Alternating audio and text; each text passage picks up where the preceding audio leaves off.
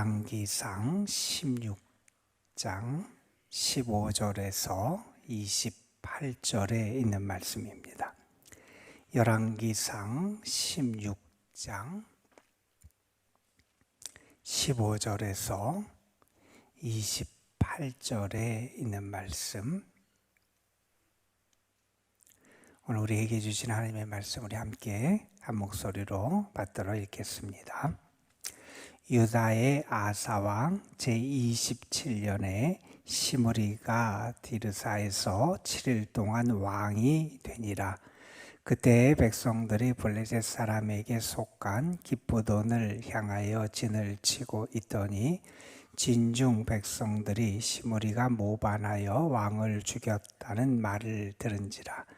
그날에 이스라엘의 무리가 진에서 군대 지휘관 오므리를 이스라엘의 왕으로 삼음에 오므리가 이에 이스라엘의 무리를 거느리고 기쁘돈에서부터 올라와서 디르사를 에워쌌더라.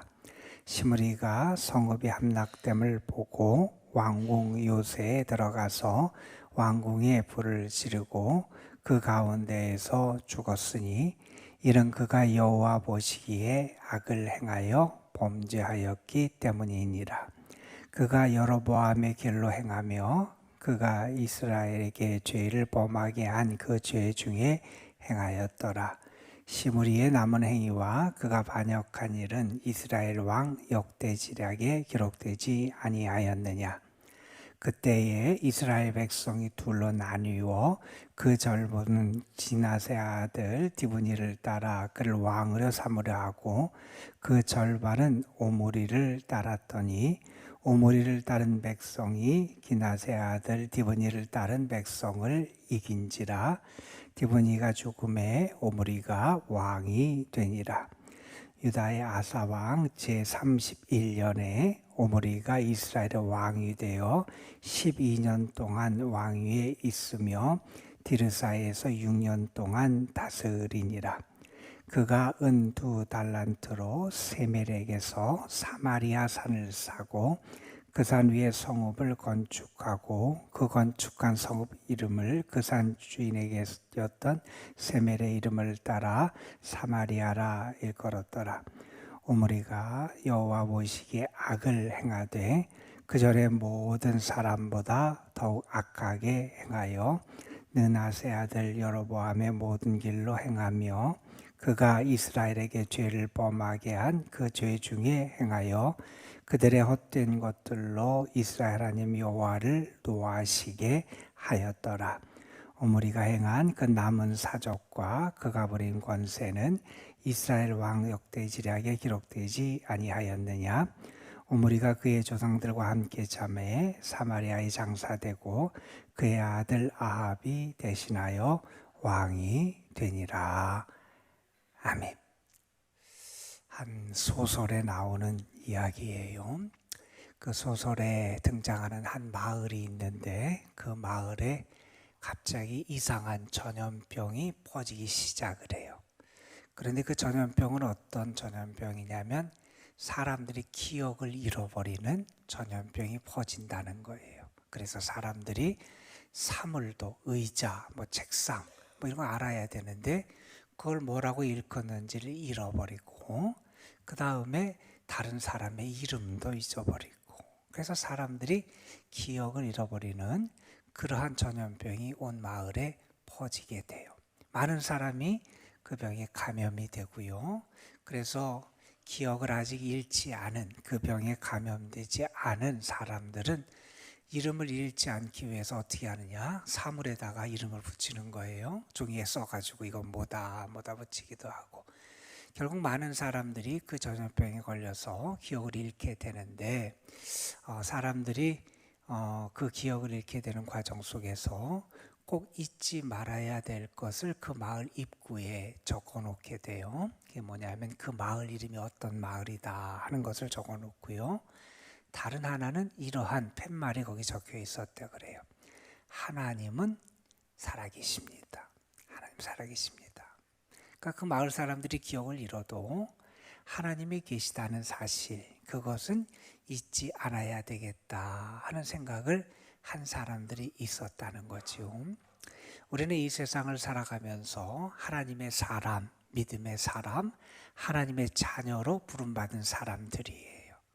내가 정말 매일매일 하나님을 기억하며 살아가고 있는지, 내가 하나님의 말씀을 기억하고 살아가고 있는지, 내가 하나님을 향한 나의 믿음의 능력을 내가 나타내며 살아가고 있는지, 또 혹시 내가 세상에 살면서 하나님의 기준은 잊어버리고 세상의 기준만을 따라 살아가는 그러한 삶을 살아가고 있지는 않은지 우리 자신을 좀 돌아볼 수 있으면 좋겠다 하는 생각을 해보게 됩니다. 우리는 정신이 온전한 사람이라 그러지만 가끔, 아니 너무 자주 하나님을 잊고 살 때도 있고요. 하나님의 은혜를 잊고 살 때도 있고요. 하나님의 말씀을 잊고 살 때도 있고요. 이 세상에서 세상의 기준만을 붙잡고 하나님의 기준을 잃어버리고 살 때가 우리에게 너무 자주 나타나는 그러한 현상이 아닌가 하는 생각을 해보게 됩니다. 지금 우리는 북왕국 이스라엘의 그런 왕들에 대한 이야기들을 지금 최근에 읽고 있는 겁니다. 남왕국 유다가 있고 북왕국 이스라엘이 있는데 북왕국 이스라엘의 이야기를 지금 오늘도 읽었어요. 그 이야기들을 보면 우리가 알게 되는 것은 나라가 정치적으로 이렇게 안정되지 못했구나 하는 생각을 하게 됩니다. 왜냐하면 계속되는 내분이나 반란이 거기에서 등장하기 때문에 그래요. 그래서 반역과 배신의 역사가 반복되는 것을 우리가 북왕국 이스라엘의 역사를 통해서 알게 돼요. 왜 그러한 일이 계속되느냐? 물론 어떤 죄성 때문에, 인간적인 욕망 때문에, 정권을 잡고 싶은 그런 것 때문에 왕을 죽이고 정권을 찬탈하고 하는 그러한 일이 벌어지기도 하고요. 물론 그런 배경에는 그 왕에 대한 존중, 어떤 왕권이나 그 자리에 대한 존중감이 없기 때문에 그러기도 할 거예요. 그런데 그 무엇보다도 우리가 놓쳐서는 안 되는 사실은 뭐냐 하면 하나님을 잊어버린 나라, 하나님의 말씀을 잃어버린 그러한 모습이 어떠한 불행을 그 나라의 국가에 가져오는지를 우리에게 단적으로 보여주는 게 이 북왕국 이스라엘의 역사다, 이렇게 말할 수 있을 겁니다. 하나님 없는 권력이 얼마나 위험한지, 하나님 없는 그 나라가 얼마나 비참하고, 그리고 세상적으로 뿐만 아니라 신앙적으로 어리석고 멸망과 파괴의 길을 걸어가는지를 우리에게 보여주는 게 이 북왕국 이스라엘의 역사라고 말할 수 있을 거예요.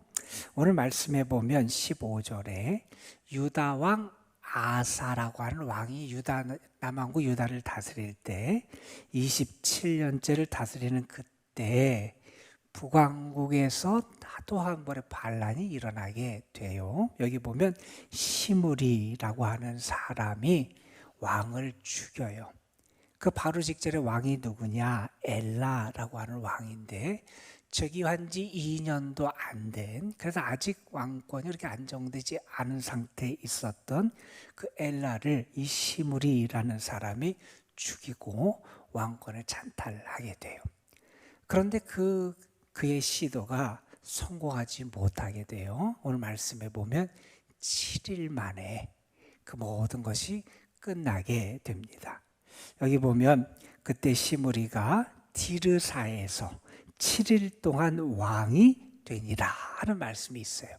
이 디르사라고 하는 곳은 어디냐면 북왕국 이스라엘의 그 당시까지의 수도예요. 나중에 사마리아로 그 수도가 바뀌게 되는데 오늘 말씀 우리가 뒤에서 읽었던 오므리라고 하는 왕이 수도를 다시 세우게 돼요. 사마리아라는 곳에.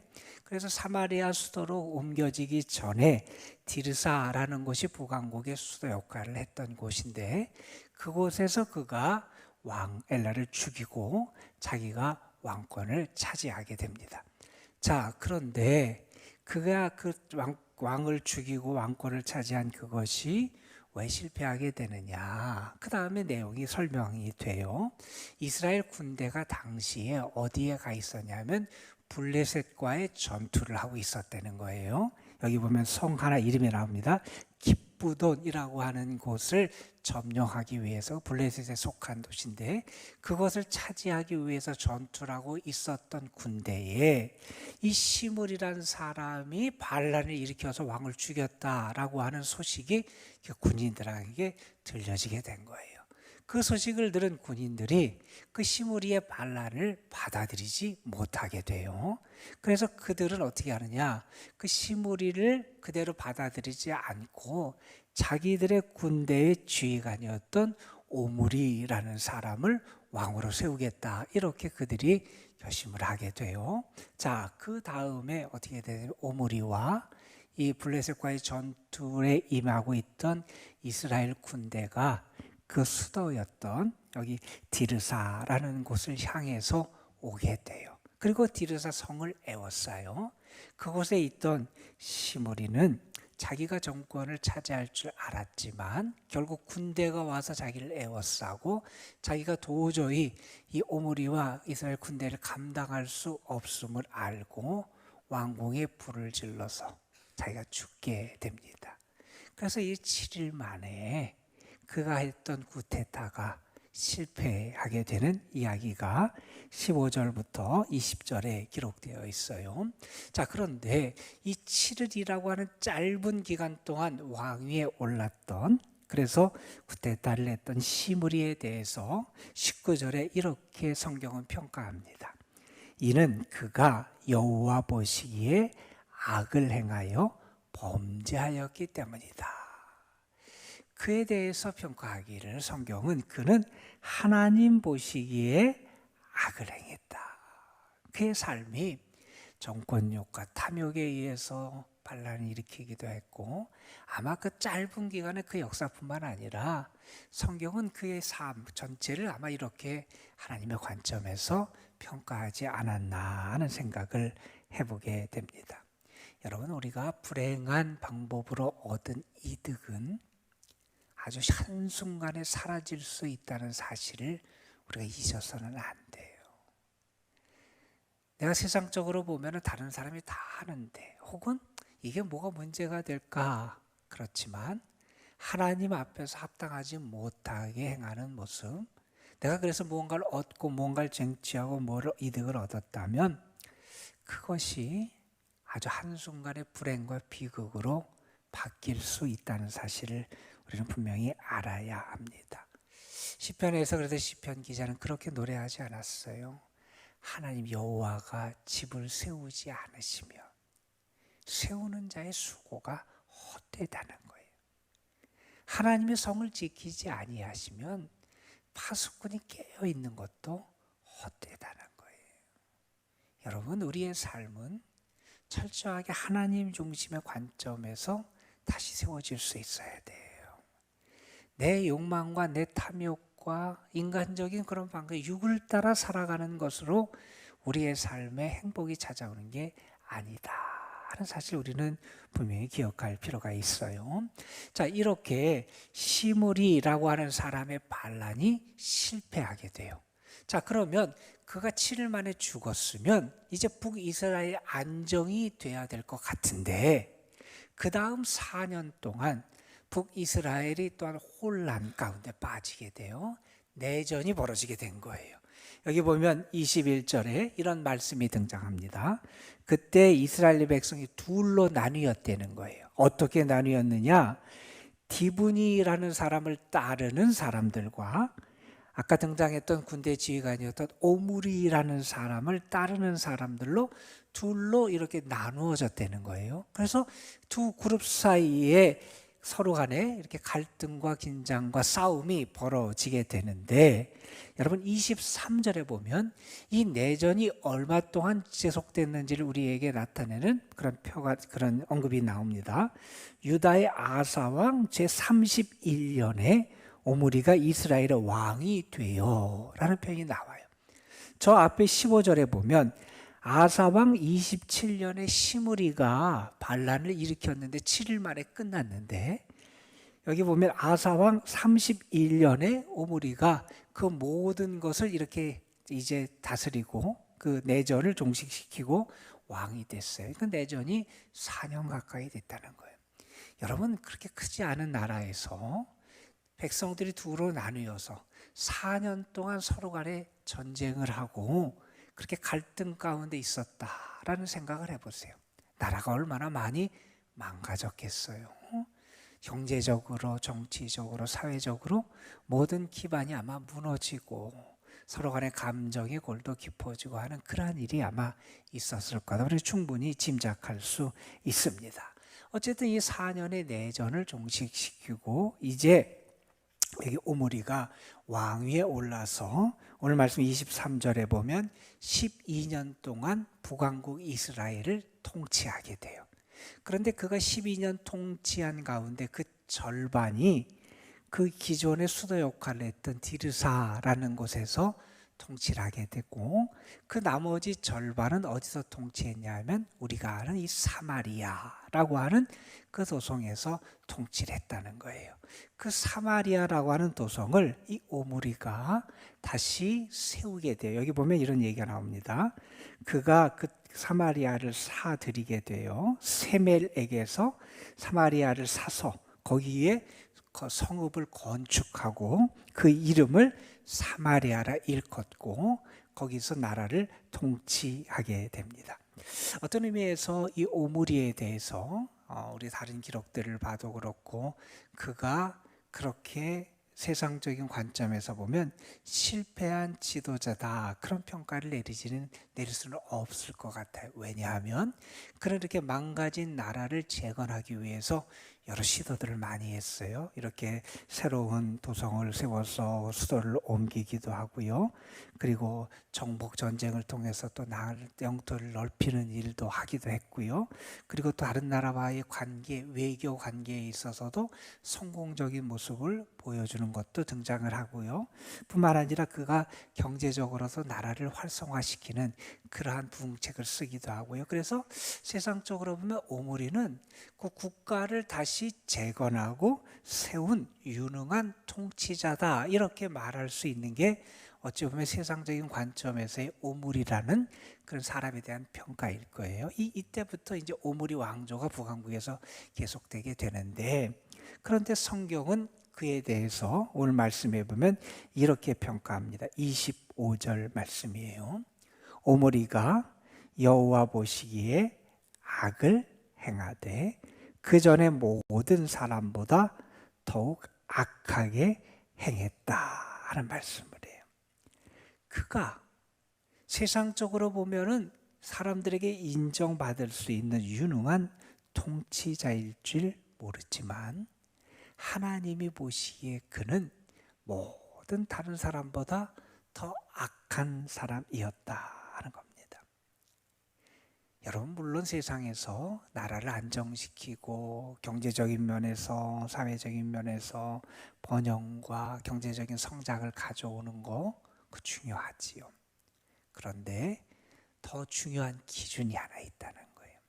하나님 보시기에 하나님이라고 하는 그분의 관점에서 그분과의 관계에서 그들이 어떻게 서 있느냐 이게 중요하다는 거예요. 여러분, 우리는 하나님께 충성하는 삶을 살아가야 되고요. 하나님의 말씀에 순종하는 삶을 살아가는 사람들이 돼야 돼요. 우리가 물론 세상에 살아가는 게 결코 쉬운 삶은 아니지만 이 세상에 산다 그래서 하나님의 기준을 우리가 왜곡시켜서는 안 된다는 거예요. 내 편리한 대로 내가 원하는 대로 하나님께서 원하시고 하나님은 나에게 기대하시고 지시하신 그 말씀을 변질시켜서도 안 되고 왜곡시켜서도 안 된다 하는 겁니다. 어느 분이 그런 이야기를 했어요. 죄에 대해 작게 생각하는 사람은 하나님에 대해서도 결코 크게 생각할 수 없다. 이런 얘기를 했어요. 죄를 간과하고 그냥 그 죄에 빠져서 죄를 가볍게 여기는 사람은 하나님에 대해서 크게 생각할 수 없다는 거예요. 여러분, 하나님의 사람은 하나님 중심으로 그 삶의 방향이 가야 되고요. 하나님께 초점이 맞춰져야 되고요. 하나님의 뜻, 하나님의 길이 그의 삶의 기준이 될 수 있어야 한다는 거예요. 우리는 하나님 보시기에 진실한 삶을 살아가야 되고, 하나님이 보시기에 인정하시고 사랑하는 삶을 살아갈 수 있어야 한다는 사실을 우리들 기억해야 됩니다.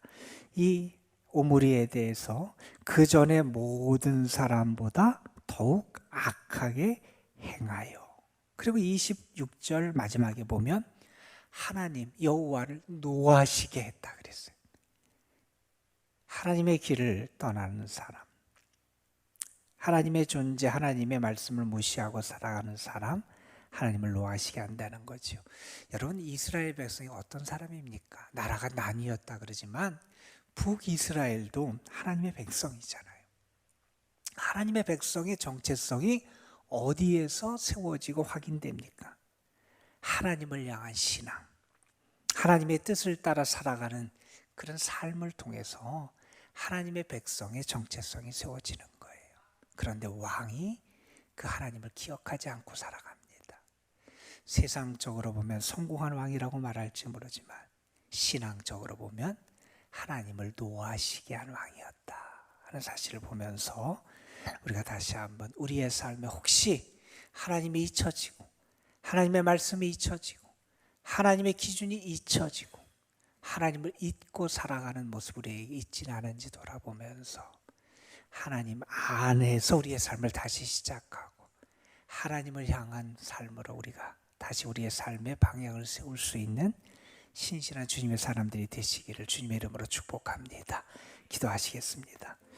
아버지 하나님, 사회에서의 한 주간을 시작하는 이 월요일 아침, 우리가 한 주간의 삶을 하나님 앞에 맡기고 하나님을 향한 진실한 믿음을 고백하고 하나님을 더 사랑하고 하나님께 온전히 순종하고 의지하며 살아가는 삶의 자리로 우리를 다시 한번 불러주시고, 이 자리에서 우리의 믿음을 세우고 믿음의 능력과 확신을 가지고 세상에 나가 하나님의 사람답게 살 수 있는 귀한 은혜를 누리기를 소망하며 주님 앞에 고개를 숙입니다.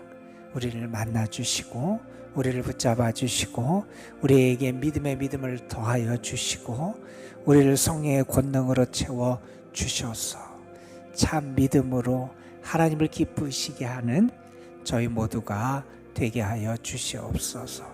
세상적으로 아무리 번성하고 번영하고 경제적으로 풍요로운 삶을 이루고 사회 문화적으로 그 사회를 발전시켰을지라도 하나님을 잊고 하나님 없는 사회, 하나님 없는 나라, 하나님 없는 왕권이 얼마나 하나님 보시기에 사악하고 악하고 헛된 것인지를 저희들 잊지 않게 하여 주시옵시고, 먼저 우리가 하나님을 붙잡고 하나님의 기준과 말씀과 뜻을 따라 살아가는 저희들 되게 하여 주시옵소서. 우리의 정체성은 하나님의 백성, 하나님의 자녀임을 알게 하여 주시고, 그래서 하나님과의 관계, 하나님의 뜻 안에 살아가는 것이 내가 가장 행복한 길임을 잊지 않도록 늘 우리에게 은혜를 더하여 주옵소서. 아버지 하나님, 오늘도 주님 앞에 나와서 기도합니다. 우리의 삶, 우리가 수고하며 애쓰는 일들, 또한 우리가 마음속에 간절히 소망하는 일들 위에 하나님의 은혜와 돌보심과 하나님이 함께 하시는 은총의 손길이 임하기를 소망합니다. 주님 함께 하시고 역사해 주셔서 주님으로 인하여 감사하고 승리하고 이겨낼 수 있도록 도와주시고 주님과 함께 살아가는 행복을 온전히 누리는 저희 모두가 되게 하옵소서. 오늘 출산을 위해서 수술을 앞둔 사랑하는 딸도 있습니다. 하나님 기억해 주셔서 산모와 아기 모두 안전하고 행복하게 주님의 품 안에서 하루를 보낼 수 있도록 도와주시고, 우리 모두의 삶 속에도 하나님의 손길이 필요한 곳에 하나님의 사랑과 은혜의 손길로 함께 하심을 경험하는 우리 모두가 되게 하여 주옵소서. 오늘도 이 교회와 이 교회에 속한 모든 성도들, 특별히 연로하신 분들, 병중에 있고 연약한 분들에게 하나님의 도우심이 함께 하시길 소망하고, 저들의 마음속에 하늘의 평안과 주님의 위로와 주님이 주시는 참 기쁨이 넘쳐나기를 소망합니다. 주님 함께하여 주옵소서. 이 기도의 자리, 주님의 은혜가 역사하는 자리, 주의 영광이 임하는 자리, 하늘의 응답이 있는 자리가 될 줄로 믿습니다. 주님 함께하여 주옵소서. 우리 구주 예수 그리스도의 이름으로 기도드리옵나이다. 아멘.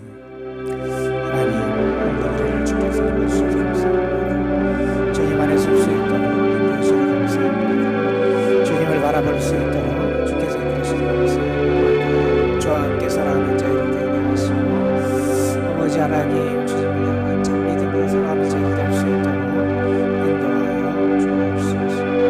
하나님, 기도하는 시간 하나님의 말씀을 보이게 하시고, 하나님을 향한 진실한 믿음 우리에게 복될 수 있도록 하나님 인도해 주시기를 간절히 바라옵니다.